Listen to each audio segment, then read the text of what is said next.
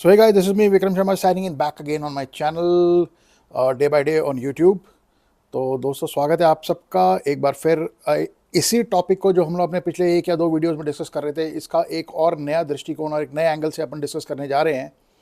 तो मैं तो स्टार्ट यही कह के करूँगा कि यार मेरा देश बदल रहा है, बहुत ज़्यादा डेवलपमेंट की जो है गवर्नमेंट कोशिशें कर रही है, और डेवलपमेंट के लिए चाहिए होता है बहुत सारा पैसा, और पैसा आता है टैक्सेशन से। तो भाइयों आज जो चल रहा है जो ग्रैब फोर और जो गाड़ियों को जो स्क्रैपेज की पॉलिसी चल रही है, अगर मैं इसको एक डिफरेंट एंगल से देखूं तो आपको याद होगा कुछ दिन पहले जो चल रहा था वो ये था कि भाई गाड़ियां जो हैं वो बिक नहीं रही हैं, कंपनियां नए पे नए मॉडल निकाली जा रही हैं, नई नई टेक्नोलॉजीज़ लेके आ रही हैं, नए नए फीचर्स लेके आ रहे हैं, नए नए इम्प्रोवाइज्ड वर्जन आ रहे हैं, गाड़ियों के नए मॉडल आ रहे हैं, हर 2 महीने में एक आ रहा है। एक टाइम था जब 10-10 15-15 साल तक नई नई गाड़ियाँ नहीं आती थी, एम्बेसडर और फिएट ही बहुत होती थी। आज एक गाड़ी के 25-25 वेरिएंट्स हैं। तो भाई उसके बावजूद मतलब गाड़ियों की इन्वेंट्री रखने का भी एक प्रेशर है। तो हम लोग न्यूज़ में पीछे ये सुन रहे थे कि यार 30 दिन, 40 दिन, 70 दिन, 90 दिन तक के स्टॉक जो हैं वो डीलर्स के पास खड़े हुए हैं। इतनी हैवी इन्वेंट्री ये लोग मेंटेन कर रहे हैं, गाड़ियाँ बिक नहीं रही हैं।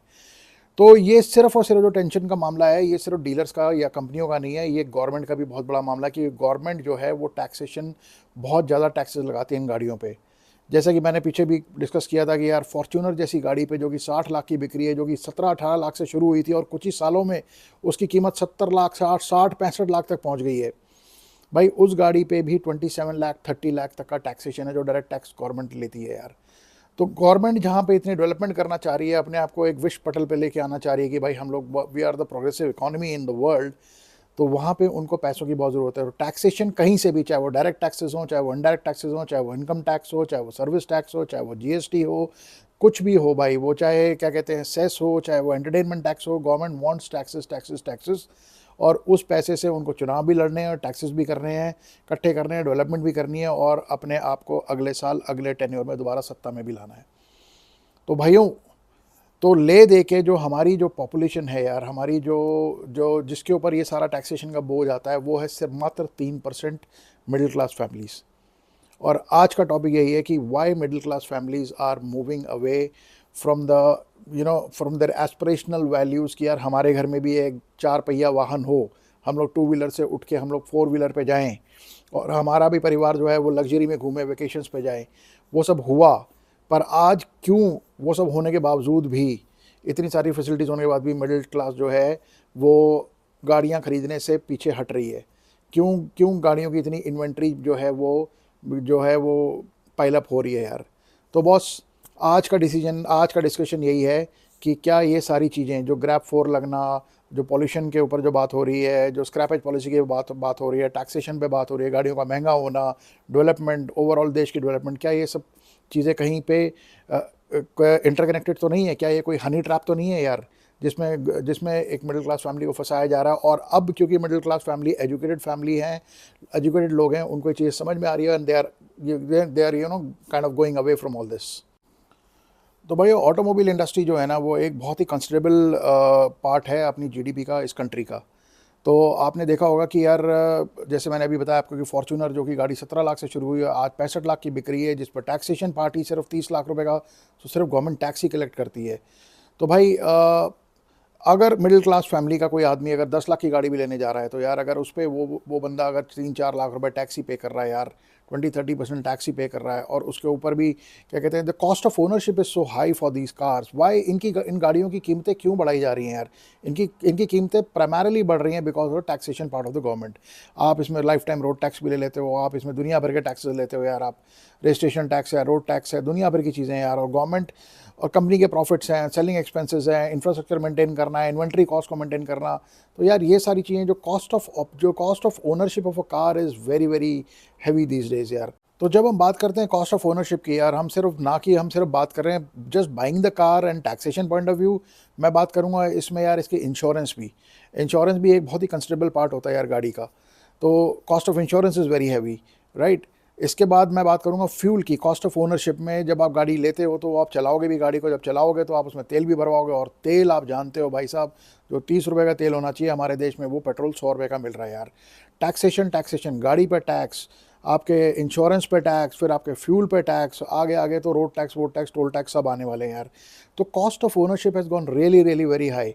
तो investing your hard earn money on 10 to 15 lakh of a car by a middle class family, और फिर उस पर आप उन इतने हैवी टैक्सेस पे करो, इंश्योरेंस करवाओ, हैवी इंश्योरेंस पे करो आप, जो कि हर साल बढ़ती जाती है, ठीक है। प्रीमियम कम नहीं होता है आपका, आपका कवरेज बढ़ जाता है, फैसिलिटियाँ बढ़ जाती हैं, ठीक है। नो क्लेम बोनस आज छोटी मोटी लगती है, आपने एक आधा इंश्योरेंस क्लेम भी ले लिया तो दोबारा आप इंश्योरेंस पूरी पे करोगे।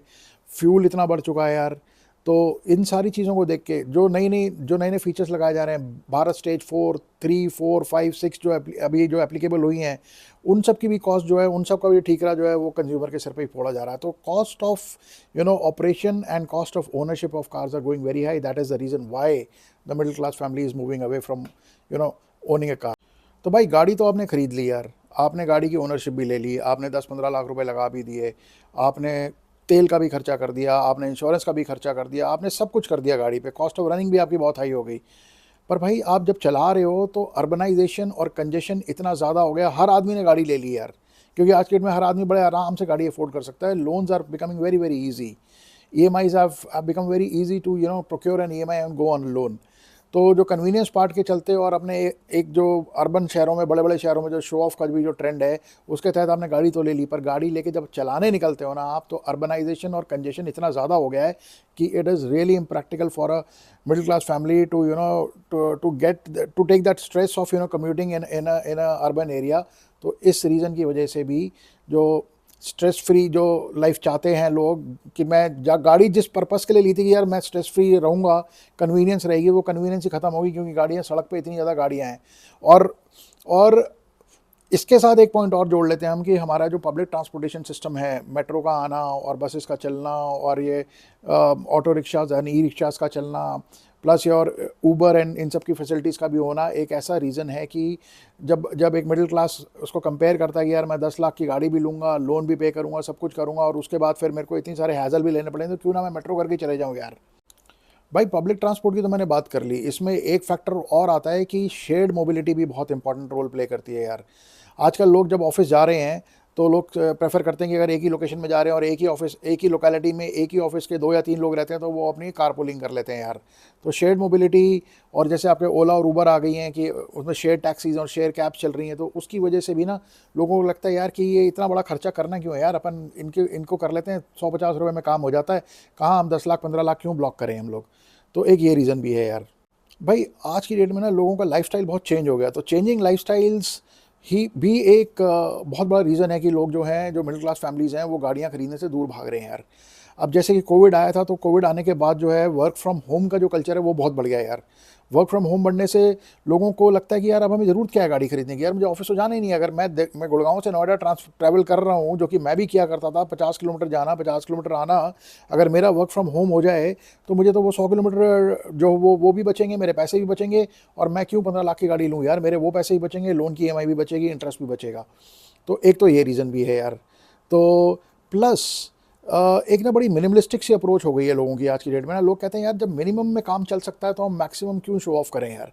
तो मिनिमलिस्टिक जो अप्रोच है वो कहती है कि यार ज़रूरत क्या है यार मुझे बड़ी गाड़ी खरीदने की, 20 लाख की गाड़ी खरीदने, मैं 5 लाख की गाड़ी खरीद लेता हूँ ना यार।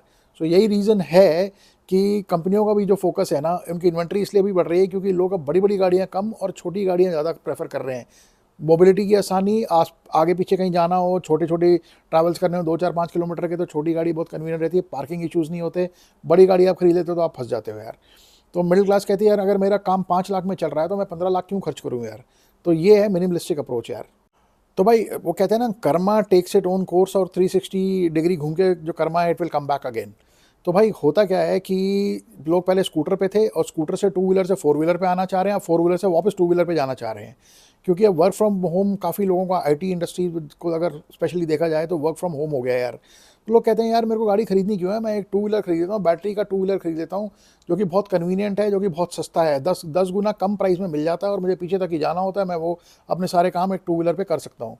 तो यार ये भी एक बहुत बड़ा रीज़न है कि 2 व्हीलर्स की जो एसेसिबिलिटी, उनकी जो स्टाइलिंग और जो उनके फीचर्स और इतनी सारी अवेलेबिलिटी हो गई है, उसकी वजह से भी लोग कहते हैं मुझे गाड़ी खरीदने की ज़रूरत ही नहीं है यार, मेरे को पार्किंग स्पेस की भी प्रॉब्लम नहीं है, मेरे को खर्चा भी कम है, मेरी कॉस्ट भी कम लगती है यार। तो इसीलिए ये भी एक रीज़न है। 2 व्हीलर एक अगेन दूसरा बहुत बड़ा रीज़न है जिसकी वजह से जो मिडिल क्लास है वो कहती है यार कि भाई मुझे ज़रूरत ही नहीं है गाड़ियाँ खरीदने की। भाई पीछे क्या हुआ था, ये सारा जो कहानी है ना, ये सारी जो कहानी है वो डिमांड एंड सप्लाई की कहानी है यार। पीछे क्या हुआ था कि जब मिडिल क्लास के लोग जो थे वो टू व्हीलर से फोर व्हीलर पे जाना चाह रहे थे, तो बैंकों ने जो इंटरेस्ट रेट्स वो बहुत कम कर दिए थे और बहुत बहुत इजीली एक्सेसिबल और अप्रोचेबल कर दिए थे लोन्स को और फाइनेंस फैसिलिटीज़ को। तो जिस आदमी के जेब में 1 लाख रुपए है वो जाके 20 लाख की गाड़ी खरीद लेता था यार। ठीक है, तो लोन, लोगों ने, बहुत सारे लोगों ने लोन ले लिए। फिर एकदम से रिसेशन आया, फिर एकदम से कोविड आया, जब बहुत सारी एट्रिशंस हो गए, बहुत सारे लोगों को निकाला गया, तो लोगों को ये लगा कि यार इन्फ्लेशन भी बढ़ रही है, महंगाई भी बढ़ रही है, और जो प्रोफेशनल है जॉब्स की भी कोई गारंटी नहीं है, अनसस्टेनेबल अप्रोच है, कोई कोई प्रेडिक्शन नहीं है, कोई प्रेडिक्टेबल फ्यूचर नहीं है आगे कि यार कभी भी नौकरी से निकाला जा सकता है। जैसे ही आपको नौकरी से निकाला जाएगा तो भाई आप ईएमआईज कैसे भरोगे यार। तो हालांकि लोन्स बहुत सस्ते हो गए हैं, अप्रोचेबल हो गए हैं, पर फिर भी जो मिडिल क्लास है अब वो अपने ऊपर लाइबिलिटी ज़्यादा नहीं लेना चाहता। वो कहता है यार हैजल फ्री लाइफ रखी जाए, मिनिमलिस्टिक अप्रोच रखी जाए, भैया राम राम करो, हमें गाड़ी नहीं चाहिए। That is the reason why the stocks are piling up, that is why the government is getting panicky.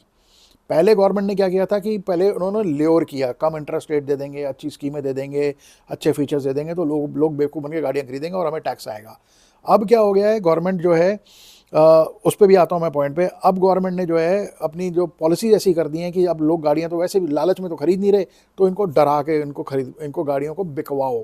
जब गाड़ियाँ इनके घरों से चली जाएंगी, स्क्रैपेज पॉलिसी लगा दी गई, जब गाड़ियाँ इनके घरों से चली जाएंगी तो फिर ये, जब ये बिल्कुल ही गाड़ी लेस हो जाएंगे तो इनको कुछ ना कुछ करके नई गाड़ी खरीदनी पड़ेगी, चाहे छोटी खरीदें, चाहे मिडिल खरीदें, चाहे बड़ी खरीदें, तो इनको भैया फिर से हमारे को टैक्स आएगा।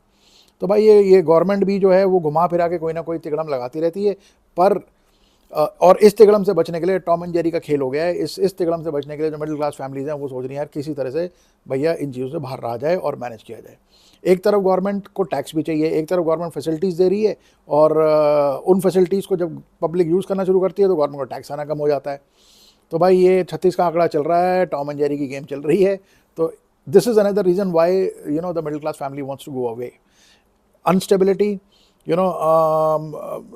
simplistic approach, cost of operations, cost of buying a car, maintaining a car, running a car, इन सारी चीज़ों को देखते हुए, गवर्नमेंट पॉलिसीज़ को देखते हुए, प्रोफेशनल लाइफ में नौकरियों की जो अनसर्टेनिटी है, हायरिंग फायरिंग बहुत हो रही है, तो उन सबको देखते हुए भी जो है जो मिडिल क्लास फैमिली वो कह रही है भैया राम राम, दूर से ही दूर के ढोल सुहावने, हम तो भैया अपने घर में ठीक है।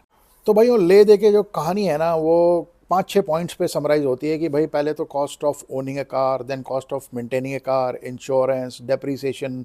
भाई आप एक डेप्रीशिएटिंग एसेट ले रहे हो, आप आज गाड़ी लेते हो तो भाई वो पहले साल में 30% जाएगी, फिर 20%, फिर 20%, फिर 20%, ऐसे करके आपकी 5 साल में गाड़ी जो है वो उसकी जो रिटर्न डाउन वैल्यू होती है वो ज़ीरो हो जाती है यार।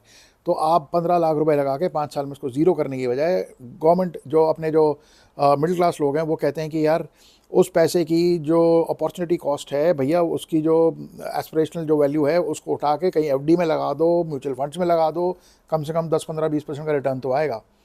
एंड जो गवर्नमेंट जो मिडिल क्लास के जो लोग हैं वो ये भी, उनको और भी तो खर्चे होते हैं यार, सिर्फ गाड़ियों के खर्चे नहीं है, उनको बच्चों को पढ़ाना भी है, घर भी बनाने हैं, उनकी भी ईएमआईज पे करनी है। तो भाई गवर्नमेंट भी बड़ी चाणी है यार, वो भी क्या करती है भाई, आपके कार का जो ईएमआई है वो आपको 8% पे देगी लोन पे, और एजुकेशन लोन आपको 12% पे देगी। तो एक तरफ अगर आप ये चाहते हो कि आत्मनिर्भर भारत बनाना है तो भैया होम लोन्स को सस्ता कर दो यार। तो ये अगला टॉपिक होगा जिस पर हम लोग डिस्कशन करेंगे कि वाई द गवर्नमेंट इज़ के हाथी के दांत दिखाने के और खाने के और। क्यों, आप मुझे बताइएगा कमेंट करके कि क्या आपको इस टॉपिक पे भी वीडियो चाहिए कि why car loans are cheaper and education loans are expensive. तो आज का टॉपिक यार यही था। अब इसको समराइज़ करते हैं कि ये जो ग्रैब 4 चल रहा है, पॉल्यूशन की आड़ में जो चल रहा है, और क्या कहते हैं टैक्सेस के नाम पे, डेवलपमेंट के नाम पे जो हो रहा है, अब जो मिडिल क्लास जो लोग हैं, आम जनता है, वो जाग चुकी है, उनको समझ में आ गया कि भाई ये सारी जो चीज़ें हैं आपको गवर्नमेंट जो है वो मुंह देखी चपेड़े मार रही है, आपको कैरेट एंड स्टिक वाली कहानी चल रही है। ठीक है, गधे को बाप बनाया जा रहा है, बस सब अपना अपना उल्लू सीधा कर रहे हैं, आपकी जेब से पैसा निकाला जा रहा है यार। तो these are the reasons why the middle class family is going away from owning a car now. मैंने अच्छी मिडिल क्लास फैमिली से छोड़ो, मेरे ही परिवार में कुछ ऐसे एग्जांपल्स हैं जो कि 1 करोड़ की गाड़ी अफोर्ड कर सकते हैं, पर वो सिर्फ 15 लाख की गाड़ी को चला रहे हैं यार, और वो भी 4 लोगों पे सिर्फ एक गाड़ी चल रही है। पहले क्या हो रहा था, आज से 20 साल पहले एक हर घर में जितने लोग हैं उनके हिसाब से एक एक कार होती थी। आज की डेट में एक घर में एक कार होना भी गनीमत है यार। धीरे धीरे ये चीज़ें ख़त्म हो रही हैं और इवेंचुअली होना क्या है, होना यही है कि जब गाड़ियाँ बिकेंगी नहीं, तब इतनी बड़ी पॉपुलेशन होने के बाद जब गाड़ियाँ बिकना कम हो जाएंगी, तब स्कीमें ज़्यादा आएंगी, गाड़ियाँ अपने आप इनको सस्ती करनी पड़ेंगी भाई साहब। तो it is all demand and supply. तो अगर आपको, जैसे कि जापान में होता है कि यार अगर आज आलू के भाव बढ़ गए या टमाटर के भाव बढ़ गए, तो भाई वहाँ की जनता ऑटो मोड में चली जाती है, वो टमाटर के बिना सब्जी बनाना शुरू कर देती है और एक हफ्ते में प्राइसेस जो हैं वो स्लैश कर जाते हैं, रॉक बॉटम आ जाते हैं। तो यही चीज़ हमें भी समझने की ज़रूरत है कि how to control the inflation and how to control these an exorbitant जो पैसे जो चार्जेस हमसे लिए जा रहे हैं, इनको कैसे रोका जाए। आप ट्रैवल करना ही बंद कर दो, टोल पे टोल टोल टोल का खर्चा आपका कम हो जाएगा, पेट्रोल का खर्चा कम हो जाएगा, होटलों का खर्चा कम हो जाएगा, बाहर खाना पीने का खर्चा कम हो जाएगा। आप कुछ दिन ट्रैवल कम करो, पूरी इंडस्ट्री आके भट्ट करके बैठ जाएगी और आपको जहाँ पे करेक्शन चाहिए वहीं पे करेक्शन आके आ जाएगी। सो दोस्तों, पॉइंट यही है कि आप जो है पब्लिक ट्रांसपोर्ट का यूज़ ज़्यादा करें, शेयर्ड टैक्सीज़ का यूज़ ज़्यादा करें, कार पूलिंग का यूज़ ज़्यादा करें और इस हनी ट्रैप में और इस ट्रैप में ना फंसें। अपने आप ये ग्रैप व्रैप सब जो है वो सब कंट्रोल हो जाएगा। जब गाड़ियाँ सड़क पे कम निकलेंगी, अपने आप पॉल्यूशन तो वैसे भी नहीं कम होना, क्योंकि पॉल्यूशन के रीजंस कुछ और हैं यार। इंडस्ट्रियल वेस्ट, आपका इंडस्ट्रियल पॉल्यूशन, आपका क्यों नहीं आज तक गंगा यमुना साफ़ हो पाई इनसे यार। गाड़ियाँ थोड़ी ना ख़राब कर रही हैं उसको यार। तो ये सब बेकार की बातें हैं।